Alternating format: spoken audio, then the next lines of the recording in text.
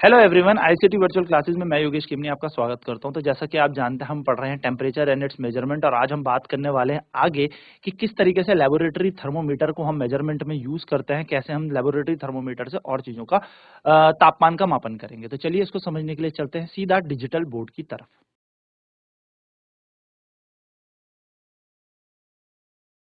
So basically हमने यहाँ पर देखा था कि कैसे लेबोरेटरी थर्मोमीटर का हम उपयोग करेंगे। तो लेबोरेटरी थर्मोमीटर जब भी आप यूज करेंगे तो थर्मोमीटर इस तरीके से होना चाहिए कि कभी भी जिस भी चीज का, जैसे वाटर का वो टेम्परेचर मेजर कर रहा है, तो वाटर के टेम्परेचर को मेजर करते हुए ये थर्मोमीटर बीकर के कंटेनर के कोने में ना लगे और बॉटम में भी ना लगे। तो यानी कि when the thermometer is immersed in water, its bulb should not touch the bottom or the side of the beaker। ठीक है, अगर थर्मोमीटर इमर्ज होता है वाटर में तो इसका जो बल्ब है should not touch the bottom or the side of the beaker। Second, the thermometer should be held vertically, it should not be tilted। जो थर्मोमीटर होता है वो सीधा होना चाहिए, टेढ़ा मेढ़ा टेढ़ा ना खड़ा करे, सीधा रख देंगे, स्ट्रेट रखना चाहिए। The temperature must be red while the thermometer is immersed in water। तो जो टेम्परेचर होता है उसको सीधा पढ़ना है, थर्मोमीटर को जब पानी में रखना है तभी के दौरान पढ़ें। ऐसा ना हो कि थर्मोमीटर आपने बाहर निकाला उसके बाद आप टेम्परेचर पढ़ रहे, नहीं। जब थर्मोमीटर पानी के है अंदर है उसी दौरान, यानी कि जिस भी ऑब्जेक्ट का आपको टेम्परेचर नापना है उसी दौरान आपको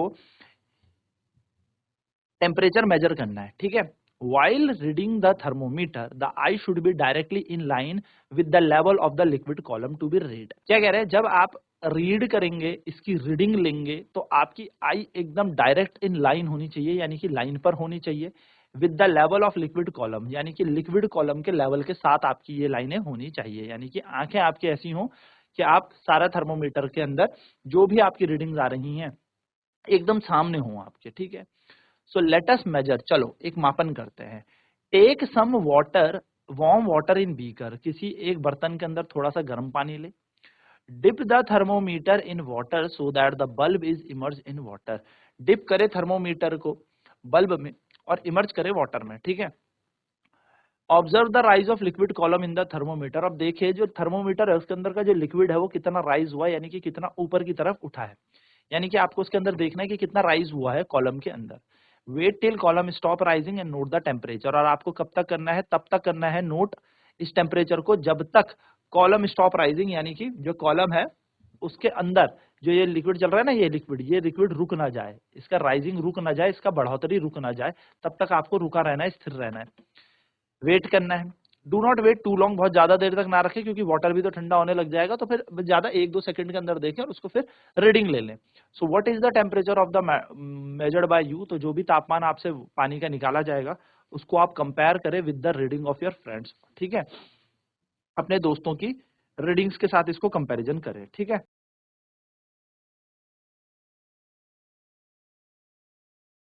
do you notice that as soon as you take the thermometer out of water the level of the liquid column begins to fall।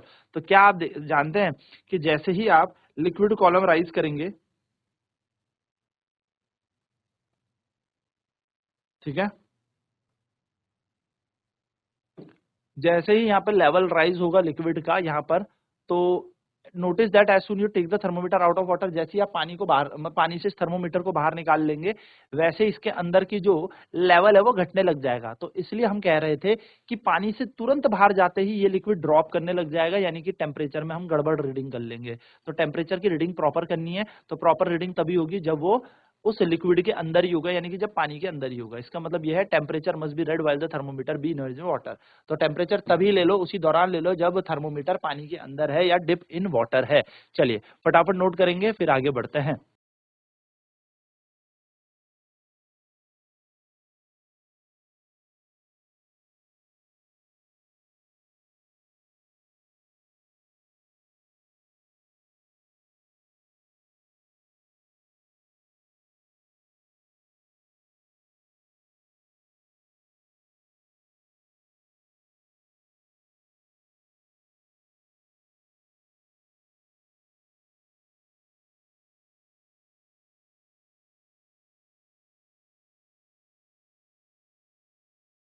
हमें रुका रहना है तब तक जब तक थर्मोमीटर पानी के अंदर टेबल लेवल राइज हो रहा है, जैसी जैसी, और थर्मोमीटर पानी के अंदर होगा उसी दौरान हमें टेम्परेचर की रीडिंग ले लेनी है।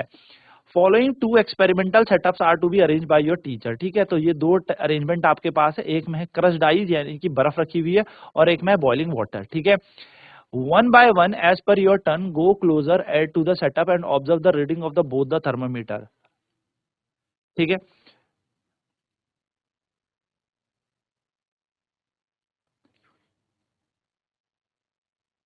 Following two experimental setups are to be arrange by your teacher. ये दो सेटअप आपके टीचर को बनाने हैं वन बाय वन अपनी टर्न के अनुसार। Go closer to the setup and observe the reading of both of the thermometer. तो ये दो थर्मोमीटर आपके सामने। What are the temperature of the ice and boiling water. तो अब आपको यहाँ पर टेम्परेचर नोट करना है बर्फ का और बॉइलिंग वाटर का। So read the temperature of the ice and boiling water again after some time. देखो, टेम्परेचर की रीडिंग लें, आइस की और बॉइलिंग वाटर की। ठीक है, are the temperature same or have changed. क्या दोनों के दोनों तापमान समान रहेंगे या बदल जाएंगे। You may have notice that the temperature of water remain constant while it is boiling. तो आप इस चीज को नोटिस करें कि जो टेम्परेचर होता है वाटर का वो चेंज नहीं होगा, कांस्टेंट होगा जब वो बर्फ उबल रहा है, यानी कि तापमान नियत होगा जब वो उबल रहा है। सेम टू सेम जब बर्फ पिघल रही है ना, तो जब बर्फ पिघल रही है तब भी वो सेम ही टेम्परेचर रखेगा।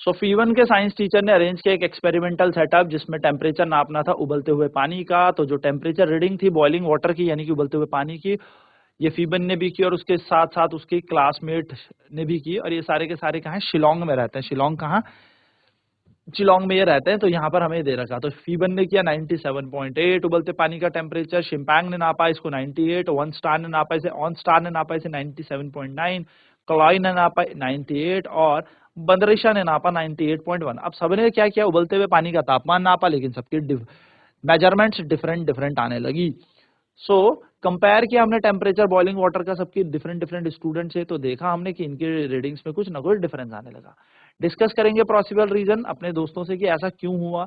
तो मेजरमेंट करते वक्त छोटी मोटी मिस्टेक्स हो सकती हैं, ऑब्जर्वेशनल मिस्टेक हो सकती हैं, और माइट भी अगर हम बोलें कि पानी का टेम्परेचर हम नाप रहे हैं तो ठंडे होते हुए पानी का टेम्परेचर किसी ने नापा हुआ हो, यानी कि थोड़ा वेट करके नापा हो, तो टेम्परेचर में डिफरेंस आएगा ही आएगा। चलिए, नाउ एयर टेम्परेचर क्या होता है। तो हम लोगों ने देखा है कि थर्मोमीटर सच एज, आप देख रहे होंगे ऐसा कोई थर्मोमीटर हमारे स्कूल के दीवारों में, लेबोरेटरी में, डॉक्टर के क्लिनिक या हॉस्पिटल में लटका हुआ होता है। तो यहाँ से एक अप्रोक्सीमेट आइडिया आता है रूम टेम्परेचर का, यानी कि रूम तापमान का, कमरे के तापमान का। ठीक है, so have you seen weather reports in newspaper. क्या आपने वेदर रिपोर्ट देखे न्यूज़पेपर में, टीवी रिपोर्ट्स में और इंटरनेट में। तो ये सारे के सारे जो वेदर रिपोर्ट आते हैं इसमें जो तापमान होता है मैक्सिमम और मिनिमम का, वो एयर टेम्परेचर ही बताता है दिन का। चलिए फटाफट नोट करेंगे एयर टेम्परेचर, फिर बढ़ते हैं आगे।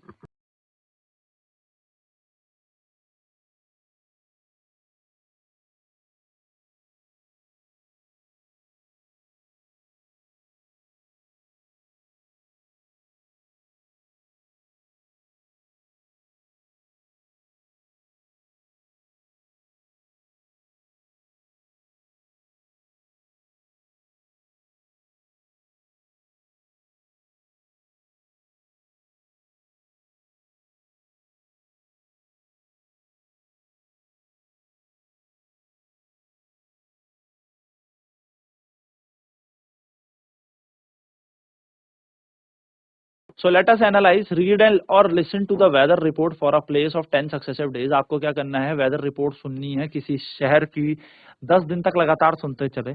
आप देखेंगे वहां का मिनिमम और मैक्सिमम टेम्परेचर हर दिन उस टेबल पे लिखते चले। डेट लिखें, कितना टेम्परेचर हुआ मैक्सिमम उस शहर का, कितना मिनिमम टेम्परेचर हुआ, अधिकतम तापमान कितना हुआ, न्यूनतम तापमान कितना हुआ।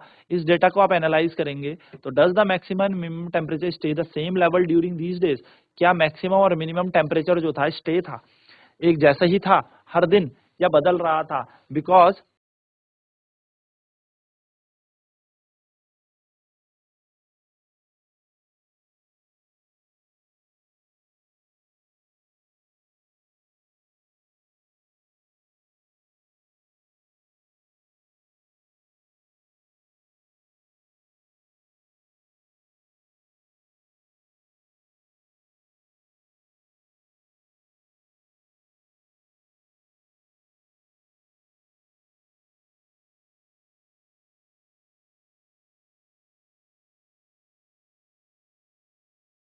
तो because weather depend on the several factors, तो जैसा कि आप जानते हैं जो वेदर होता है वो अलग अलग सेवरल फैक्टर्स पे डिपेंड करता है। Temperature usually vary every day. So ये जो तापमान है ये हर दिन अलग अलग बदलता जाता है। तो generally as we approach the summer season the temperature rises and during the winter season it falls. ठीक है। सो क्या होता है कि जनरली जो टेम्परेचर होता है वो राइज होता है और विंटर कर जाता है, मतलब विंटर में घट जाता है जैसा आप जानते हैं और गर्मियों में बढ़ जाता है। तो इस तरीके से हमारा तापमान बढ़ता घटता है। So there are many techniques for measuring air temperature. तो बहुत सारे ऐसे टेक्निक है हमारे पास जिसमें हम तापमान का मापन करते हैं। तो air temperature is an important weather parameter and is monitor at weather station all over the world. तो हम जानते हैं कि जैसा ये टेक्निक है, एयर टेम्परेचर जो है वो इंपॉर्टेंट पैरामीटर है भैया। वायु का तापमान तो बहुत इंपॉर्टेंट है, कहीं पे गर्मी होनी है, कहीं पे सर्दी होनी है, बरसात होनी है, क्या होना है, वेदर कंडीशन कैसी रहेंगी, सारी की सारी हमें वायु का तापमान ही बता पाएगा। So the data gathered on the air temperature along with the various other parameter are use for making weather forecast. तो जो डाटा गैदर होता है टेम्परेचर के साथ अलग अलग तरीके से ये हम फोरकास्ट बनाते हैं, इससे वेदर फोरकास्ट बनाते हैं। ठीक है। सो आप जानते हैं क्या, एक साइंटिस्ट थी अन्ना मानी, ये इंडियन साइंटिस्ट थी जिनको हम वेदर वुमेन भी बोलते हैं इंडिया की। She invented and built a large number of weather measurement instrument. इन्होंने ना क्या किया, बहुत सारे एक अलग अलग तरीके के मौसम को जानने के लिए यंत्र बनाए, इंस्ट्रूमेंट्स बनाए। This reduce to the reliance of the India on the other nation such as instruments. तो ठीक है, this reduce the reliance of the Indian on the other nation for such instruments. तो इससे क्या हुआ कि इंडिया को दूसरे देशों पे निर्भर नहीं होना पड़ा ऐसे इंस्ट्रूमेंट्स के लिए। She also explore the possibility of using wind and solar energy in India. उन्होंने ये भी देखा कि कैसे क्या पॉसिबिलिटी थी जिससे विंड और सोलर एनर्जी को इंडिया में देखा जाए। Her work help India to become one of the global leader in the renewable energy. और यस, इनके काम से ग्लोबल लीडर बना है इंडिया रिन्यूएबल यानी कि ऐसी ऊर्जाओं का जिनको हम बार बार उपयोग में ला सकें। चलिए फटाफट नोट करते हैं इन साइंटिस्ट के बारे में भी।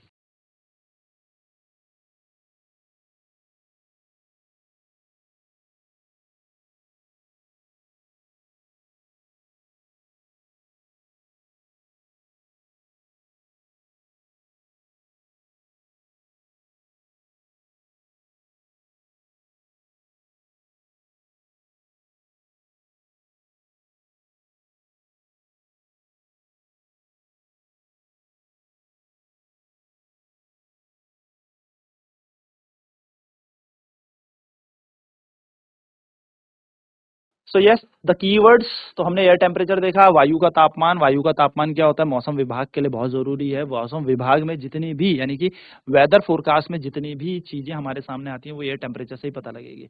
सेल्सियस स्केल एक ऐसा पैमाना है, आप ऐसा स्केल समझ सकते हैं जिससे हम टेम्परेचर यानी कि तापमान का मापन करते हैं। ठीक है, डिग्री सेल्सियस में। क्लिनिकल थर्मोमीटर वो थर्मोमीटर होता है जिससे डॉक्टर हमारा टेम्परेचर नापता है, हमारा तापमान नापता है। ठीक है, डिग्री सेल्सियस क्या होता है, एक यूनिट होती है सेल्सियस स्केल की। इससे क्या नापा जाता है, डिग्री सेल्सियस यानी कि डिग्री में हम तापमान नापते हैं। Degree Fahrenheit. डिग्री फ़ारेनहाइट क्या होती है, डिग्री फ़ारेनहाइट होती है हमारी डिग्री यानी कि एक और पैमाना है जिसमें हम क्या करते हैं, टेम्परेचर को नापते हैं। फ़ारेनहाइट स्केल यानी कि एक स्केल है जिसमें हम क्या करते हैं, तापमान को नापते हैं डिग्री फ़ारेनहाइट में। केल्विन भी एक हमारा पैमाना है, यानी कि देखो नापने के ना अलग-अलग तरीके हैं। तो हमारे पास एक सेल्सियस स्केल है, एक फ़ारेनहाइट स्केल है, वैसे ही एक केल्विन स्केल है। अब सेल्सियस स्केल की यूनिट क्या होगी, डिग्री सेल्सियस, यानी कि जहाँ पे जो तापमान नापा जाएगा वो डिग्री सेल्सियस पे नापा जाएगा। डिग्री फ़ारेनहाइट, फ़ारेनहाइट स्केल की यूनिट समझ लीजिए, और केल्विन स्केल, केल्विन की यूनिट आप समझ लीजिए। ठीक है।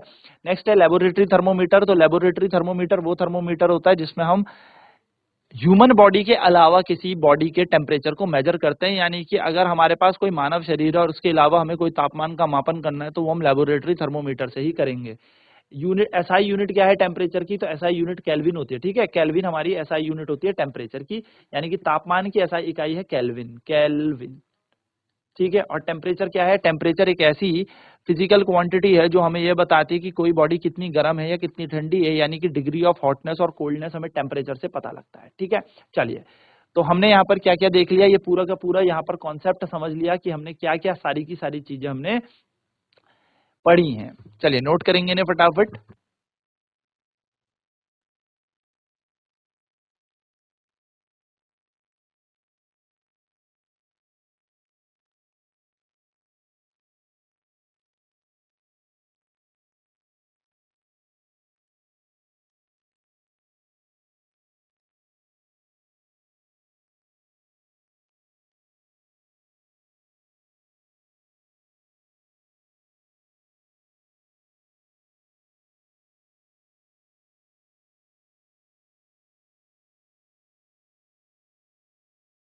सो बेसिकली ये हमारे पास इसके अंदर टर्मिनोलॉजीज है। तो नाउ समराइज कर लेते हैं क्या क्या हमने इसके अंदर पढ़ा। तो समराइज में सबसे पहले समराइज वे में अगर हम देखें, so the temperature of the body tell us how hot और कोल्ड इट इज। तो टेम्परेचर जो बॉडी की है वो हमें ये बताएगी कोई वस्तु कितनी गर्म है या कितनी ठंडी है।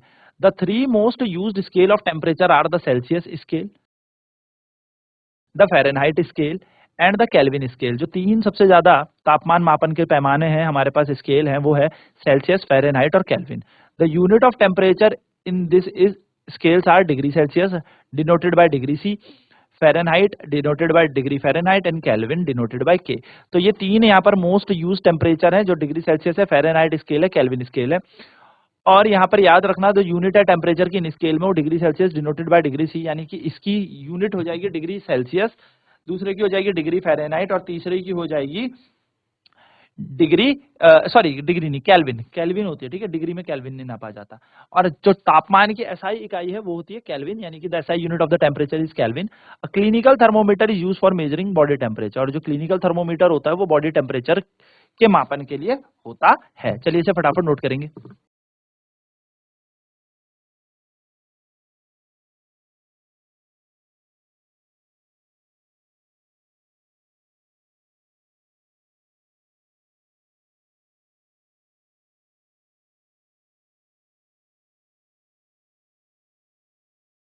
हमने बेसिक सी चीजें यहाँ पर जानी कि किस तरीके से लेबोरेटरी थर्मोमीटर से हम टेम्परेचर को मेजर करेंगे और क्या-क्या टर्मिनोलॉजी थी इस चैप्टर में हमने पढ़ी और कैसे-कैसे एयर टेम्परेचर जो होता है वो वेदर फोरकास्ट में बड़ा इंपॉर्टेंट होता है। अब नेक्स्ट क्लास में इसके क्वेश्चन करेंगे। आज की क्लास में इतना ही। आईसीटी वर्चुअल क्लासेस में जुड़ने के लिए धन्यवाद। आपका दिन शुभ हो।